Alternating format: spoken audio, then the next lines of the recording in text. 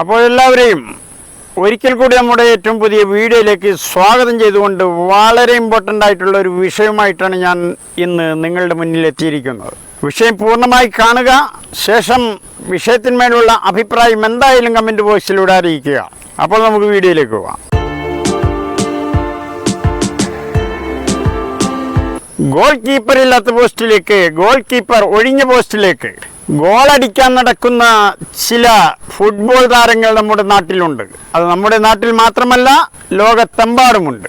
എന്നാൽ goal keeper തന്റെ നീ പാഡും കെട്ടി, ബൂട്ടും കെട്ടി, സോക്സും ധരിച്ച്, ഹാൻഡ് ഗ്ലൗവും ധരിച്ച്, ഹെഡ് ബാൻഡും കെട്ടി, ജേഴ്സിയും അണിഞ്ഞ് കളത്തിലേക്ക് ഇറങ്ങിയാൽ പിന്നെ ഇത്തരക്കാരുടെ പൊടി പോലും കണ്ടുപിടിക്കാൻ അവിടെ ഉണ്ടാകില്ല.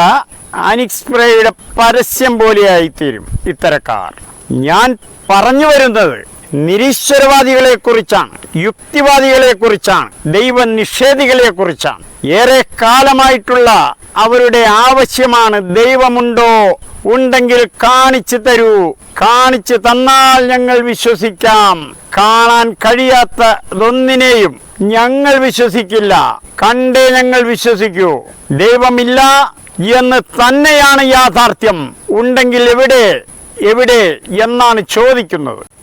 ഞങ്ങളാണ് യഥാർത്ഥ ബുദ്ധിജീവികൾ അഥവാ ബുദ്ധിയുള്ളവർ. ഞങ്ങൾ നിങ്ങളെ വെല്ലുവിളിക്കുകയാണ്. എവിടെയാണ് ദൈവവാദികളെ? ദൈവം എവിടെ? കാണിച്ചു തരൂ എന്നാണ് അവർ പറയുന്നത്. അവരുടെ ആവശ്യവും അതാണ്. അപ്പോൾ ഇതിനെ ഞാൻ നേരിടുന്നത് ഒരു ചെറിയ കഥ പറഞ്ഞുകൊണ്ടാണ്. ഒരു കൊച്ചുകുട്ടി തൻ്റെ വീടിൻ്റെ 2ാം നിലയിലെ ടെറസിൽ നിന്നും അല്പം അകലെയായി സ്ഥിതി ചെയ്യുന്ന ഇലക്ട്രിസിറ്റി ലൈൻ കമ്പിയിലേക്ക് കയ്യിൽ കരുതി വച്ചിരിക്കുന്ന ഒരു ചെറിയ കമ്പി കഷ്ണവുമായി ആ ലൈനിലേക്ക് നീട്ടുകയാണ്. യാദൃശ്ചികമായി കുട്ടിയുടെ അമ്മ ഇത് കണ്ടു. അമ്മ ഓടി വന്നു. മോനെ, അരുത്, അതിൽ വൈദ്യുതിയുണ്ട്, അഥവാ കറണ്ടുണ്ട്. അത് നിന്നെ ആക്രമിക്കും, നിന്നെ പിടിക്കും. നിന്റെ ശരീരമാസകലം വൈദ്യുത പ്രവാഹമായി നീ കത്തിക്കരിഞ്ഞ് മരിച്ചു വീഴും. നീ അല്പം ചാരമായി അവശേഷിക്കും.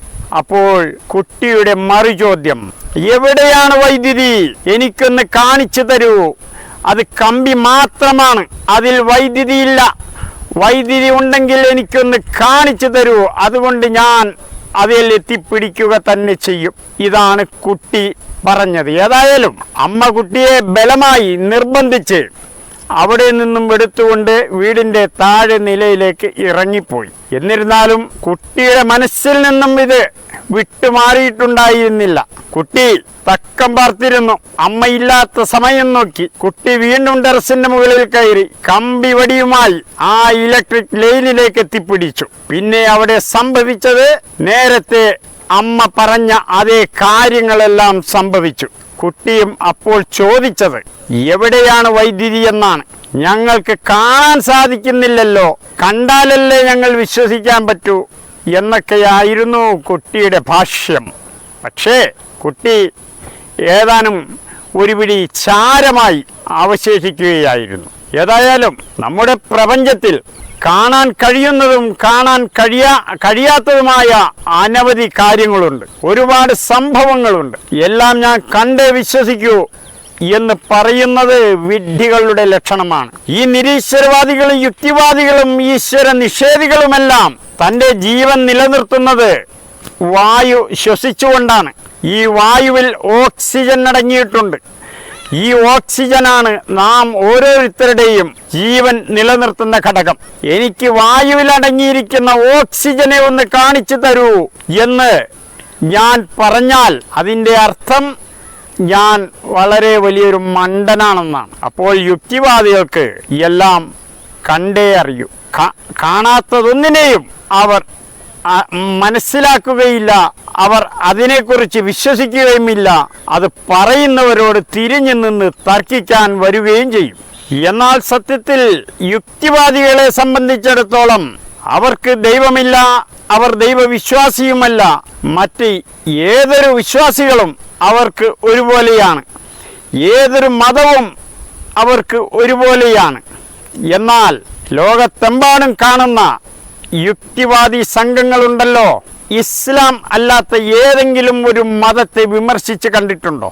അവർ വിമർശിക്കുക ഇസ്ലാമിനെ മാത്രമാണ്, അവർ എതിർക്കുക ഇസ്ലാമിനെ മാത്രമാണ്. എന്ന് പറഞ്ഞാൽ അവർക്ക് മതമുണ്ട്, അത് ഇസ്ലാം ഹെയ്റ്റി മതമാണ്. ഇസ്ലാമിനെ വെറുക്കുക, ഇസ്ലാമിനെ പ്രതിരോധിക്കുക, ഇതൊക്കെയാണ് അവരുടെ ഉദ്ദേശം. പിന്നെ മതം എന്ന് പറഞ്ഞാൽ അഭിപ്രായം എന്നതാണ് അർത്ഥം. അഭിപ്രായം, മതമില്ലാത്തവൻ എന്ന് പറഞ്ഞാൽ അഭിപ്രായമില്ലാത്തവൻ എന്നാണ്. അഭിപ്രായമില്ലാത്ത ഒരു മനുഷ്യൻ എന്ന് പറഞ്ഞാൽ അത് മന്ദബുദ്ധികൾ എന്നാണ് അർത്ഥം. മന്ദബുദ്ധികളല്ലാത്ത ആർക്കും ഒരു അഭിപ്രായമുണ്ടാവും എന്ത് വിഷയത്തിലും.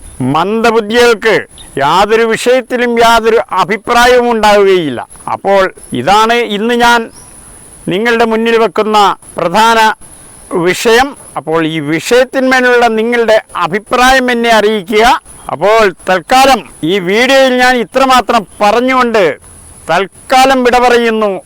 എന്നെ ശ്രവിച്ച എല്ലാവർക്കും എൻ്റെ വലിയൊരു സലാം.